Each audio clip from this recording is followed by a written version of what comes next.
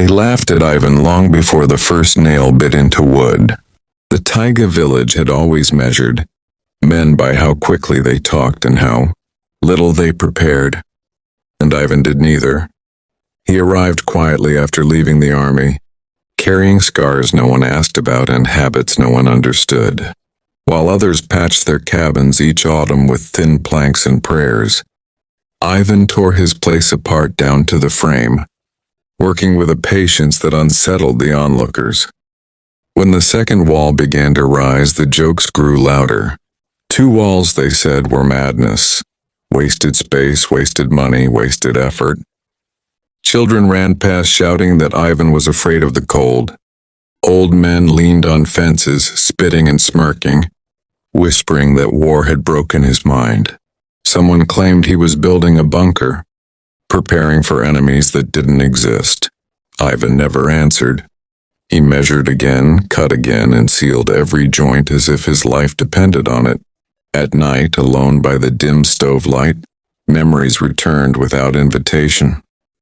He remembered frozen outposts where the wind peeled skin from faces, remembered how cold slipped through the smallest cracks and turned strong men weak.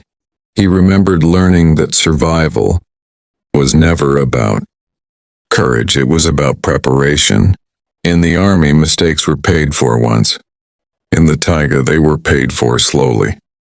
He stuffed insulation between the walls, not trusting a single layer to stand against what winter could become. He left air pockets where heat could rest and die slowly instead of fleeing into the dark. Every board was fitted tight, every corner reinforced. His hands ached, but the work calmed him. Each nail driven was a promise kept, to himself if to no one else. The villagers didn't see the calculations behind his silence. They didn't see the way he watched the sky, reading clouds like old maps, or how he listened to the wind as if it spoke a language he already knew. To them, he was just a strange former soldier hiding from ghosts. To Ivan, the cabin wasn't a shelter, it was a line of defense. And winter, he knew, was never merciful to the unprepared. The storm did not announce itself politely. It came first as a wrongness in the air, a pressure that made dogs whine and trees creak before the snow even fell. By afternoon, the sky collapsed into a single colorless mass, and the wind began to move with purpose. Snow didn't drift down, it was hurled, driven sideways like shrapnel, stinging faces and blinding anyone foolish enough to step outside. By nightfall, the village was under siege.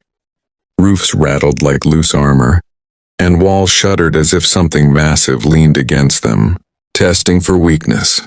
Inside the thinner cabins, warmth fled quickly. Stoves burned hot but useless, heat leaking through gaps, knots, and warped boards. Windows iced over from the inside, frost crawling like veins across the glass. Generators coughed and died, their fuel lines choking in the cold. Panic spread quietly, the most dangerous kind. Ivan felt the storm long before fear had a chance to rise. He fed his stove slowly, deliberately, refusing to overheat the iron. He listened as the wind screamed outside, then noticed the difference. The sound dulled as it struck the outer wall, losing its fury before reaching the inner one. Between those walls, the storm exhausted itself, trapped in dead space just as he had planned. The temperature dropped hard, fast, the kind of cold that steals breath and judgment. Somewhere nearby, a door split with a sharp crack. A window shattered, followed by shouting, then silence swallowed it all. Ivan moved methodically, checking seams, pressing his palm against the inner wall. It was cool but not biting. The heat stayed with him, hovering, loyal. The cabin smelled of wood smoke and resin. Outside, the wind tried again and again, battering the structure, piling snow against it like a living weight. The roof groaned once, then held. Ivan sat on his bench, boots still on, ready but calm. This was familiar ground, waiting while chaos spent itself. Hours blurred. The storm roared until sound itself seemed to break apart. Yet inside the cabin time slowed, the double wall standing silent guard.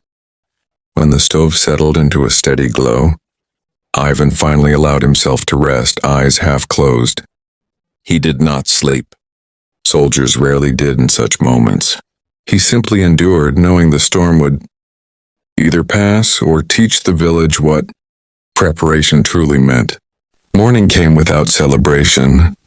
The storm withdrew as quietly as it had arrived, leaving behind a world reshaped and muted, as if sound itself had been buried under the snow.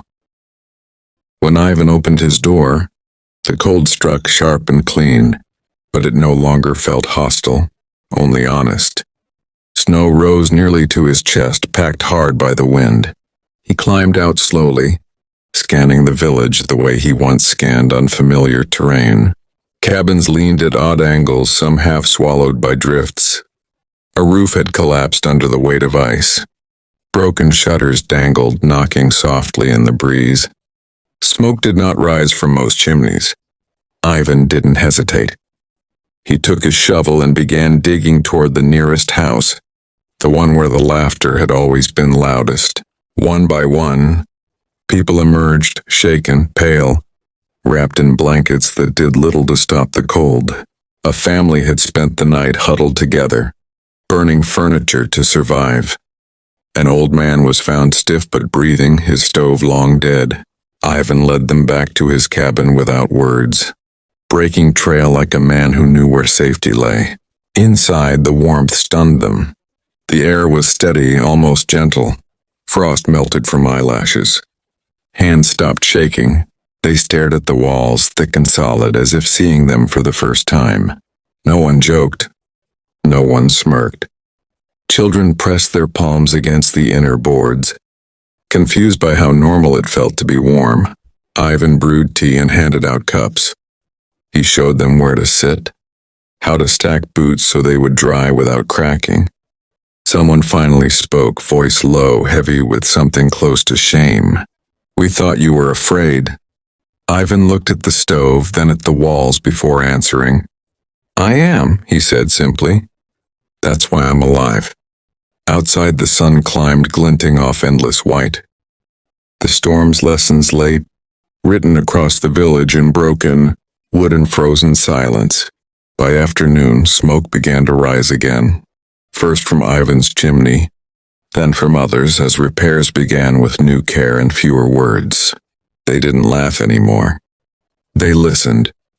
And when the next winter came, double walls appeared throughout the valley, quiet monuments to a night when foresight outlasted pride.